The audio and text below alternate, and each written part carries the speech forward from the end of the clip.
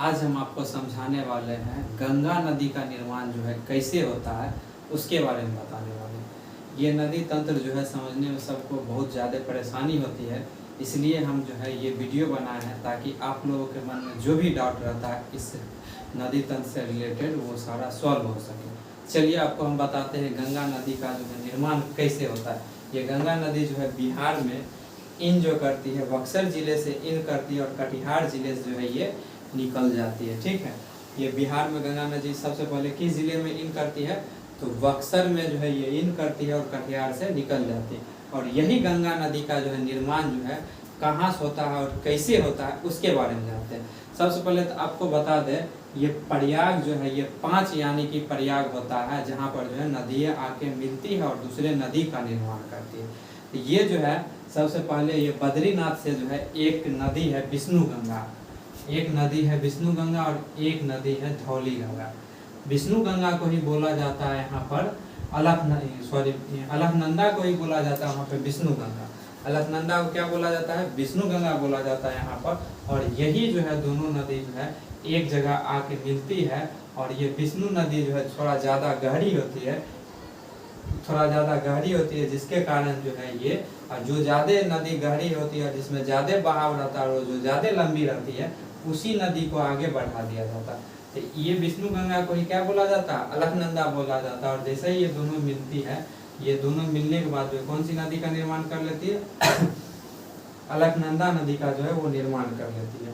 और इधर जो जहाँ पर ये दोनों मिलती है उसे क्या बोलते हैं, उसे बोलते हैं विष्णु प्रयाग बोलते हैं। जहाँ पे ये दोनों मिलती है उसे क्या बोलेंगे, विष्णु प्रयाग बोलेंगे। उसके बाद ये दोनों नदी जो है फिर यानी कि ये दोनों नदी अलकनंदा नदी का निर्माण करके आगे की ओर बढ़ती है। उसके बाद एक नदी जो है इधर से आती हुई ये यहाँ पर मिलती है अलकनंदा के साथ। तो यहाँ पर जो निर्माण करता है ये जो है नंद प्रयाग का निर्माण करता है। किसका निर्माण करता है, नंद प्रयाग का जो है निर्माण करता है ये यहाँ पे। उसके बाद फिर अलकनंदा नदी आगे की ओर बढ़ती है। उसके बाद उधर से एक पिंडार नदी आती है और ये दोनों एक संगम पे मिलते हैं जिसका नाम दे दिया गया है कर्ण प्रयाग दे दिया गया है।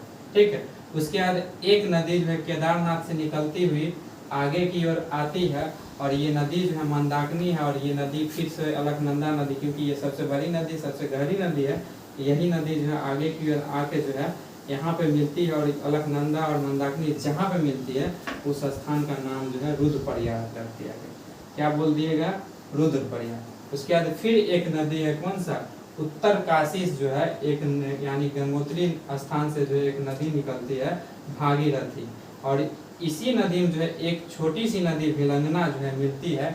और यहाँ पर क्योंकि भागीरथी नदी बड़ी है इसलिए, और भागीरथी को ही इधर गंगा नदी के नाम से जाना जाता है, इसलिए यहाँ पर देखोगे ये आगे आके मिलती है, देव प्रयाग में मिलती है। अलकनंदा और गंगा नदी देव प्रयाग में मिलती है, इसलिए यहाँ से आगे जो है कौन सी नदी बहने लगती है, गंगा नदी। और यहाँ के आगे जहाँ तक जाएगी तो इस नदी का नाम क्या रहता है, गंगा नदी रहता है। सबसे पहले हम लोग क्या देखे, विष्णु गंगा और धौली गंगा जो है जहाँ पे मिलती है उसे विष्णु प्रयाग बोलते हैं।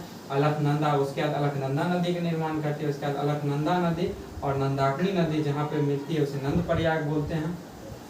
उसके बाद फिर अलकनंदा नदी का ही निर्माण होता है, वो आगे की ओर बढ़ती है। फिर उधर से एक पिंडार नदी आती है और अलकनंदा और पिंडार नदी जिस स्थान पे मिलती है उसे कर्ण प्रयाग बोलते हैं। उसके बाद फिर केदारनाथ से एक नदी निकलती है मंदाकिनी, और ये अलकनंदा ही नदी आगे की ओर बढ़ रही है। और अलकनंदा और मंदाकिनी नदी जहाँ पे मिलती है उसे बोलते हैं रुद्र प्रयाग बोलते हैं।